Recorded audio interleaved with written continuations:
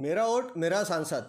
दोस्तों, इनकलाब समाचार के इस नेशनल शो में हम आज मौजूद है हमारे ऑफिस में, हमारे स्टूडियो में आम आदमी पार्टी की दो मशहूर व मारूफ शख्सियत के साथ। ये नागपुर शहर की दो ऐसी मशहूर व मारूफ शख्सियत है जो आम आदमी पार्टी के तौर पे जाने तो जाते ही है, साथ ही साथ बेहतरीन सामाजिक कार्यकर्ताओं के तौर पे भी जाने जाते हैं। पार्टी और पार्टी के इतर भी समाज को लेकर के बहुत सारी संगठनों के साथ में जुड़े हुए हैं। तो सर, सबसे पहले हम आपका इस्तकबाल करते हैं, खैर मकदम स्वागत है आपका हमारे शो मेरा वोट मेरा सांसद में। मैं एडवोकेट रविंद्र आम आदमी पार्टी में रिसर्च और डेवलपमेंट काम देखता हूँ और तकरीबन हम 2012 से आम आदमी पार्टी में जुड़े हैं। ओके, तो दर्शकों, जैसा कि आपने एडवोकेट रविंद्र साहब के बारे में जाना कि आम आदमी पार्टी में तकरीबन 12 साल हो गए हैं अब इनकी जर्नी को। 2012 से अब 2024 12 साल हो गए हैं, यानी 14 का भी चुनाव इन्होंने लोकसभा का देखा है, 19 का भी लोकसभा का चुनाव देखा है और अब 24 का देखने जा रहे हैं। तो हम तीनों चुनाव के बारे में भी सर से बात करेंगे। हरीश भाई, आपका भी स्वागत करता हूँ और मैं चाहूँगा कि पार्टी के पद को लेकर के और पार्टी की जिम्मेदारियों को लेकर आपका क्या रोल है? बहुत बहुत शुक्रिया, आपने बहुत अच्छे अल्फाजों में इस चीज़ों को बयान किया। हम तो बड़े छोटे से और ज़मीनी स्तर के कार्यकर्ता हैं और छोटी मोटी जिम्मेदारियां निभाते हैं, कोई बड़ा काम तो करते नहीं। पर जहाँ तक प्रिसाइजली कार्य क्षेत्र का काम है तो संगठन के क्षेत्र में दखल रहता है और संगठन को कैसे आगे बढ़ाएं और किस तरीके से ज़्यादा लोगों को और अच्छे से अच्छे लोगों को जोड़ें ताकि वो पार्टी का प्रचार प्रसार करें और पार्टी की आइडियोलॉजी को ज़मीनी स्तर तक ले जाएं।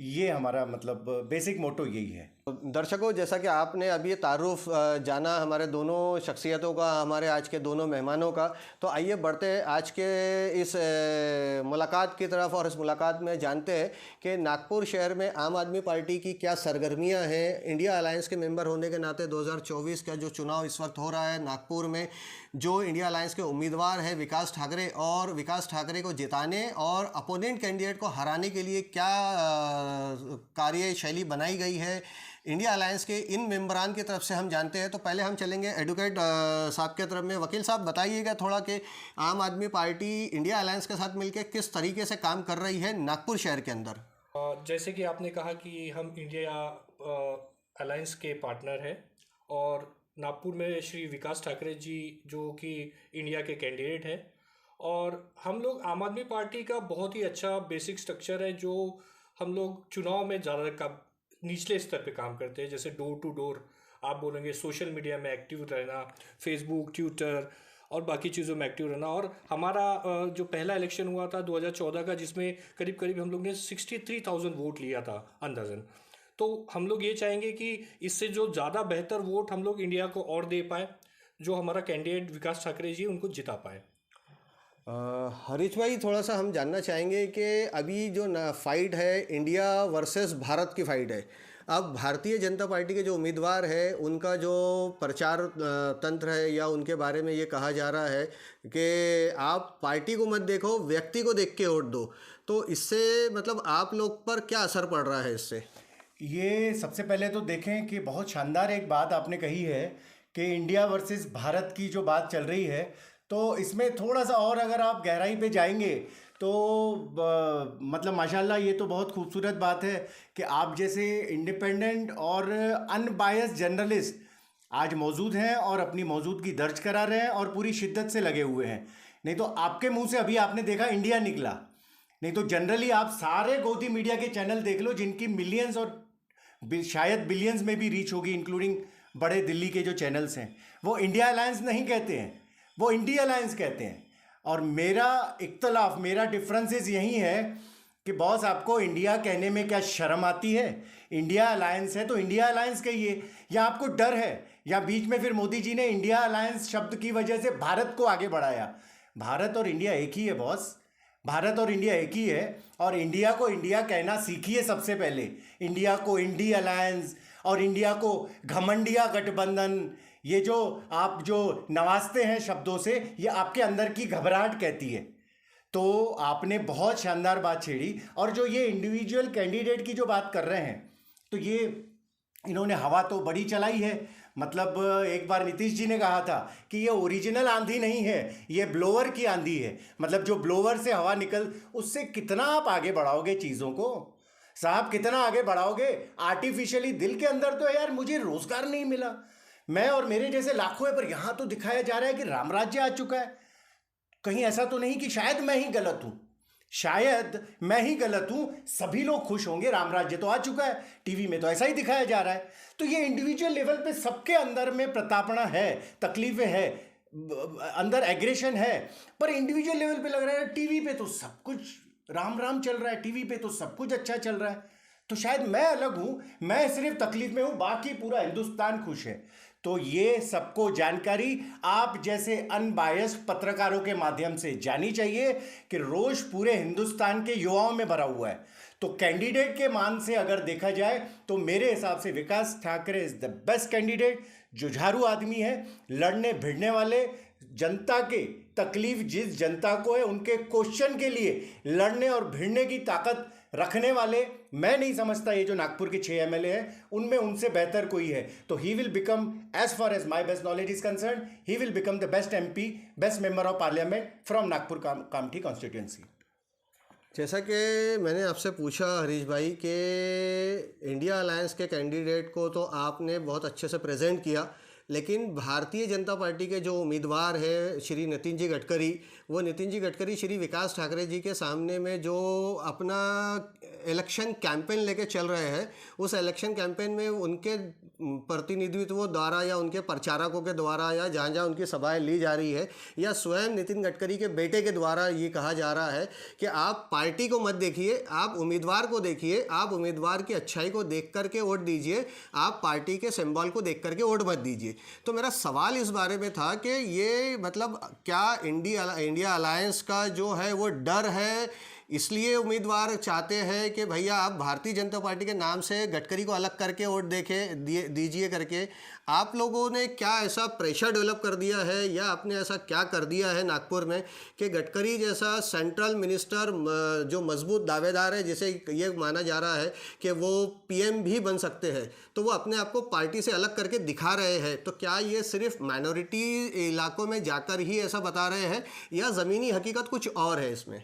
एक शब्द मैं जोड़ूंगा, मैं कहूँगा रवि भाई भी इस बारे में कहें, और बहुत अच्छा सवाल है आपका कि नितिन जी ने कहा था एक दिल्ली के किसी मीडिया चैनल को कि मैं बड़ी लेवल पे और तामझाम वाली मार्केटिंग और तामझाम वाली कैनवासिंग और कैंपेनिंग नहीं करूँगा, और हर वार्ड में जाके 150 वार्ड, पौने 200 वार्ड, जितना भी परिसीमन के बाद में अब बन सके, तो हर वार्ड में जाके 500 लोगों की मीटिंग इंडिविजुअल लूँगा और ये जो 5 स्टार कल्चर है उससे दूर हट करके करूँगा। और ये आपने सवाल किया और कहीं ना कहीं आपने इस चीज़ का जवाब भी दे दिया कि नितिन गडकरी आज एक सेक्युलर टाइप बनने की कोशिश कर रहे हैं, पर आप भाई साहब करोगे क्या? आपके जो पाप हैं, जो गिनते हैं 30 सालों से 40 सालों से, जो आपका जो बैकग्राउंड है आरएसएस का, जो जहरीला बैकग्राउंड है आरएसएस का, जो आपके अंदर में जो है, जो आपने सिंचित किया है आपके बाकी के काडर को, तो अब सडनली यू टर्न लेने से या माइनॉरिटीज़ के भी मुझे वोट मिले, अगर आपके मन में ये लालसा है और आप बड़ा एक्सेप्टेबिलिटी के चलते, या कहीं ना कहीं आपके मन में ये बात है कि बॉस लगता है मेजॉरिटी के लाले पड़ सकते हैं, 272 के भी लाले पड़ सकते हैं, और अगर 272 के लाले पड़े तो शायद मैं मतलब नितिन गडकरी कंसेंसस कैंडिडेट बन सकते हैं। तो बैक ऑफ द माइंड यही है। अभी भाई क्या ये माना जाए कि गडकरी जी को मन में एक डर समाया हुआ है कि भारतीय जनता पार्टी के नाम से कैंपेन करने से मध्य नागपुर में, उत्तर नागपुर में, पूर्व नागपुर में और पश्चिम नागपुर में, इन 4 विधानसभा कॉन्स्टिट्यूंसीज़ में अगर वो प्रचार के दौरान ये कह रहे हैं अपने आप को कि मुझे आप भारतीय जनता पार्टी के तौर पे ना देखें, मुझे आप देखें एज इंडिविजुअल नितिन गडकरी के नाम से, तो क्या हारने का डर सता रहा है उन्हें या क्या है ये? आप थोड़ा सा बताएंगे, एक आम आदमी पार्टी के कार्यकर्ता और पद पे बैठे हुए व्यक्ति, और चूंकि आप R&D डिपार्टमेंट देखते हैं, रिसर्च एंड डेवलपमेंट पार्टी के लिए करते हैं, तो उस पर थोड़ा ज़्यादा अच्छे से रोशनी डालिए। बेशक गडकरी जी ऐसे इंडिविजुअल व्यक्तिगत बहुत ही अच्छे इंसान हैं, और देखिए राजनीति अपनी जगह होती है और क्रिटिसाइज़ करना अपनी जगह होता है, गडकरी जी ने काफ़ी काम किया था। सर एक मिनट, मैं आपको थोड़ा सा बीच में रोक रहा हूँ। जैसा कि आपने कहा कि गडकरी जी बहुत ही अच्छे इंसान हैं एज इंडिविजुअल, तो इसका मतलब ये है कि पार्टी बहुत बुरी है, गडकरी जी बहुत अच्छे हैं। उसी पे आने वाला था। अच्छा, मैं उसी पे आने वाला था। ये जो गडकरी जी को जो डर आप जो बोल रहे हो और जो सच में दिख रहा है कि ये गडकरी जी का इंडिविजुअल नहीं है, ये अगर हारी सीट तो ये 100% मोदी की नीति के कारण हारेंगी। क्योंकि हुआ ये, अगर आप पूरे इंडिया में देखेंगे तो सिर्फ एक ऐसा मंत्री था जो गडकरी ने काम किया था, रोड जो दिख रहे हैं, जो और पुल दिख रहे हैं, बाकी बीजेपी का काम कुछ नहीं था। पोलराइजेशन की जो राजनीति कर रहे हैं उसके नीति के कारण ये सीट भी हार सकते हैं। और यहाँ सीटों की ही इंपॉर्टेंट है, भले एक एमपी रहे या 2 एमपी रहे, हम एज ए ग्रांट कोई भी सीट पे नहीं देंगे एज ए इंडिया ने जो ठाना है। तो इस बीच में हम लोग ने तय किया है कि हर एक सीट में टक्कर से लड़ेंगे जो होगा। और वैसे भी जनता जनार्दन है, जनता को पता है कि अभी 10 सालों में इन्होंने क्या किया है, क्या हाल बना दिया है, महंगाई कौन से चरम स्तर पे है, बेरोजगारी कौन से चरम स्तर पे है। तो जनता बड़े शांति से अपना वोट बरोबर दे के आएंगी और हो भी सकता है ये सीट हार भी सकते हैं। ये तो बहुत मतलब रविंद्र भाई आपने बहुत ही मतलब शॉकिंग बात कह दी है कि जहाँ पे कि पूरे शहर में एक ऐसी हवा बना दी गई है कि गडकरी साहब मतलब आग बंद करके चुन के आ रहे हैं। यहाँ तक कि मतलब उनके कार्यकर्ताओं या उनके कैंपेनर के द्वारा बात कराई जा रही है कि शेर के सामने इंडिया अलायंस ने एक बकरी का बच्चा रख दिया है करके। इस तरह का मतलब कंपैरिजन दिखाया जा रहा है कि विकास ठाकरे जी को इतना छोटा करके बताया जा रहा है ताकि लोगों में उनके वोटरों का मनोबल बढ़ सके। तो ऐसे वक्त में आप लोग क्या करेंगे फिर? देखिए, ये जनता जनार्दन है जी, कौन बड़ा है कौन छोटा है ये जनता तय करती है जी, और जनता के जो मन में आता है, बोलते हैं ना कि राजा को फकीर बना देती है और फकीर को राजा बना देती है। जी, तो आज हमें ऐसा नहीं सोचना चाहिए कि बड़ा बकरी के तरीके से उनको सामने कर दिया। उनका भी एक व्यक्तिमत्व है। आज उन्हें पश्चिम विधानसभा में काफ़ी काम कर चुका है, वो कांग्रेस के शहर अध्यक्ष है, सब लोगों से उनका मिलना जुलना है, यूथ के तरफ देखा जाए तो एक यूथ लीडर भी है। जी, तो ये आसान फाइट नहीं है। तभी तो आप लोग तक के जब हम लोग को ये न्यूज़ आ रही है कि ये बैटल अब इजी नहीं रहेंगी। अब नॉमिनेशन की बात करते हैं। जी, जिस दिन गडकरी जी ने नॉमिनेशन 60,000 पब्लिक जो बोल रहे हैं, ऑन रिकॉर्ड बोल रहे हैं, उसी बीच में करीब करीब इन ठाकरे जी के नॉमिनेशन के दिन 50-55 हज़ार पब्लिक थी। अच्छा, आज मुझे बताइए, तो टक्कर की बात है ना। तो सर वो तो कह रहे हैं कि हमारी जो पब्लिक आई है नॉमिनेशन में उसके गाड़ियों में हमने पेट्रोल नहीं डाला है। तो क्या इंडिया अलायंस ने अपने जो पब्लिक लाया है नॉमिनेशन में, तो इंडिया अलायंस ने पेट्रोल डलवा के बुलाया है क्या? पेट्रोल डलवा के तो कैसा है, अब ये बातें लोकल स्तर पे र्यूमर्स काफ़ी चलते हैं जी, लेकिन यहाँ देखें, मैं तो ये कहूँगा कि यहाँ धाकड़ लोग हैं। यहाँ कई जगह आपको 25-50 एक छोटी छोटी सी रैलियों में 25-50 आम आदमी पार्टी के लोग दिख जाएंगे, 25-50 कम्युनिस्ट पार्टी के जान देने वाले लोग दिख जाएंगे। यानी ऐसे हैं, रणबांकुरे हैं यहाँ पे कि जिनको आप पैसे से खरीद के क्या लाओगे। जैसे भीड़ जमा की जाती है हिंदुस्तान में, माना गया है। पर आज जब 31 तारीख को रैली थी रामलीला मैदान में, हमारे कई मित्रगण गए थे वो रैली अटेंड करने के लिए, तो अपने पॉकेट से खर्चा करके अपनी टिकट लेकर के, कई दोस्तों की टिकट मैंने बनाया, अनफॉर्चुनेटली मैं जा नहीं पाया। तो ऐसों का कैसे मुकाबला करोगे? ऐसे जब निकल जाते हैं, हम जब सुबह 6 बजे मेंबरशिप ड्राइव पे जाते थे साहब, तो हमारे घर वालों की तरफ से प्रतिरोध होता था कि हमारे घर के काम तो नहीं करते। और जहां बात आती आम आदमी पार्टी की, सुबह 6 बजे तैयार होकर निकले, हाथ में ले लिया एक स्पीकर और एक छोटा सा टेबल और मेंबरशिप ड्राइव कर रहे हो सुबह। ऐसे रणबांकुरे, ऐसे देश पे मिटने वाले, और सच्चे अर्थों में मेरा कहना ये है कि सच्चे अर्थों में देश पे मरने वाले ये जो सूडो सेकुलरिस्ट और सूडो नेशनलिस्ट हैं, जिनकी कलई खुल रही है और जिनके बॉन्ड निकल रहे हैं, और उस आदमी को जब जेल से छूट रहा है उसके 5 दिन पहले 2 दिन पहले आप करोड़ों रुपए बीजेपी को दे रहे हो और आप जेल से आपकी जमानतें हो जाती है। तो pseudo nationalist in non true sense, यानी अगर दूसरे सेंस में कहा जाए तो राष्ट्रद्रोही अगर कहा जाए तो बुरा नहीं होगा और गलत नहीं होगा। और गडकरी जी का तो आलम यह है कि नागपुर में रोड तो, हिंदुस्तान में रोड तो बना दिए, पर जो बेरोजगारी का आलम है साहब, आपके मानकापुर स्टेडियम में जब आए थे अग्निवीर के भर्ती के लिए, तो साहब लाखों की संख्या में 10-10, 12-12 दिन हमने जाकर के भोजन कराने का सौभाग्य प्राप्त किया था। 18 और 20 और 22 साल के बच्चे, आपकी आंखों से साहब चैलेंज करता हूँ, इमोशनल इंसान हो आप भी हमारे जैसे, आंखों से आंसू आ जाते वहां गुजरते हुए कि बेरोजगारी का ये आलम है। माँ ने अपने कलेजे पे पत्थर रख के बच्चों को भेज दिया और पता है 100 में से शायद एक सिलेक्ट नहीं होगा, और हजारों और लाखों की ये बेरोजगारी का आलम है। और आप रोडों पे करोड़ों अरबों और खरबों और उसमें कमाइयाँ और दुनिया भर की बातें हैं साहब। जैसे सारंग गडकरी का भी उस दिन है, तो कहीं सभा हुई यूसीएन पे, मैंने सभा देखी उनकी। वो कह रहे थे कि गडकरी जी ने 1.5 लाख करोड़ का कार्य किया है। तो नागपुर वालों को वो अपील कर रहे हैं कि 1.5 लाख करोड़ का कार्य करने वाले मिनिस्टर को आप वोट नहीं देंगे तो फिर किसको देंगे? तो मतलब इसको आप कैसे देखते हैं? ये मतलब क्या तरीका है, ये कैसा ये है, आप लोग कैसा उसको देखिए, जज वो करेंगे? सांसद बने हैं, उनको मंत्रालय भी दिया है, तो वो ये तो उनका फर्ज है ना।